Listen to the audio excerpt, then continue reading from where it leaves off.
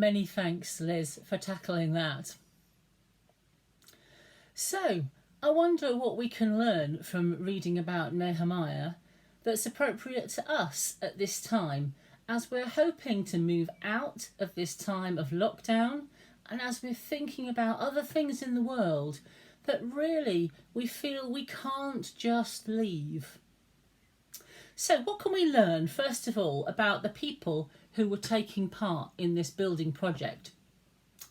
First of all, I think it's absolutely vital that we realise that the first thing that Nehemiah did was not only to pray, but also to do a survey about what was needed.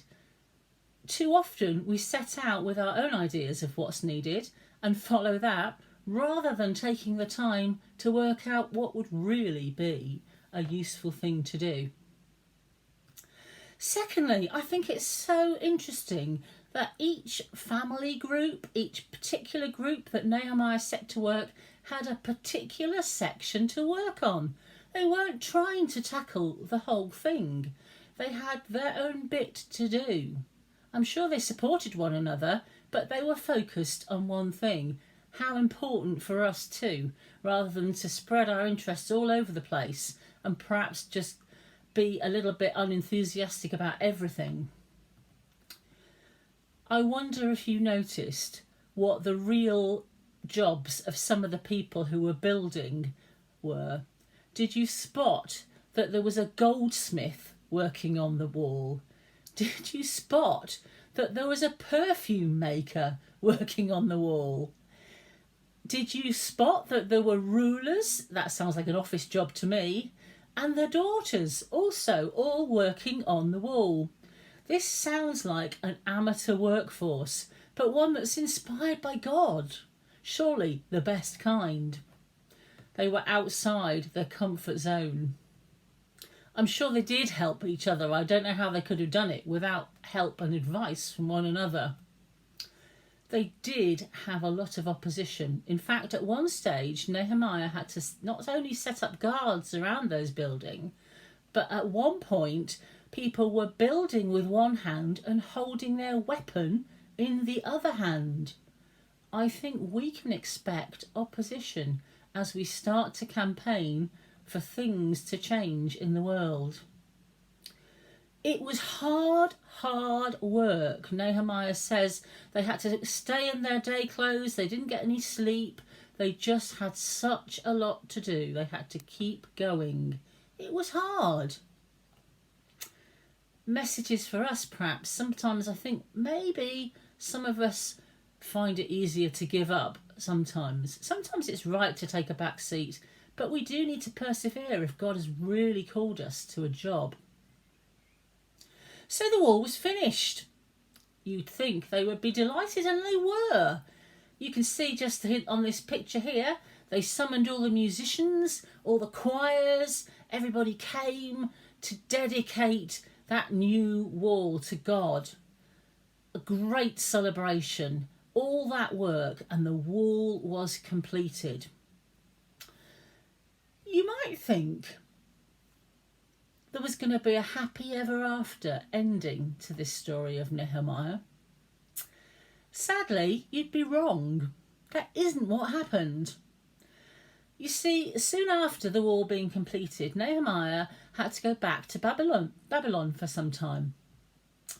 While he was gone, things with the people there sort of fell apart again. The Sabbath day trading started up again in earnest. People were making money in every way they could think of on the Sabbath against God's rule. We hear about somebody being given accommodation in the temple. He shouldn't have been there. We hear about how cultures and practices from round about different religions got absorbed back into the people in Jerusalem. Things were going back to the way they were. Nehemiah returned, and it's fair to say he was appalled. He really couldn't believe that the people who'd put in all that work on the wall had just fallen back into their old ways of working. Perhaps Nehemiah should have remembered this quote from Jeremiah written before he came along. And this quote says, and here it is on a slide, "This is the covenant I will make with the people of Israel. After that time, declares the Lord, I will put my law in their minds and write it on their hearts. I will be their God, and they will be my people." It seems that what the people needed was, yes, a new wall, but what they really needed was a new heart. They needed what we now know is faith and trust in Jesus Christ.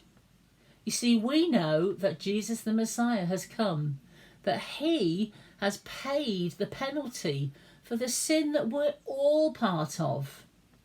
And most importantly, where it says in Jeremiah that God will put his law in our minds and write it on our hearts, we see, just prophesied there, the work of the Holy Spirit.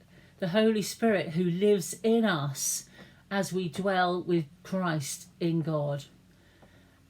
And that's an amazing thing. That's not to say we will never make any mistakes, but that rather than reading from a book that says, here are God's laws, God's way of thinking and being is inside us with the Holy Spirit as we live for Christ day by day.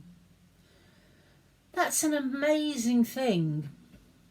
And as I think back now to that prayer I made at the beginning of the crisis, I think, yes, do you know, Lord, I am going to continue to pray for your victory in this situation. But I want to pray too, Lord, yes, for all those other situations we've thought about. But yes, even more than that, I want to pray that the people in your world know that truth about Jesus and what he's done, and know that offer of life in him and your Holy Spirit indwelling every one of us.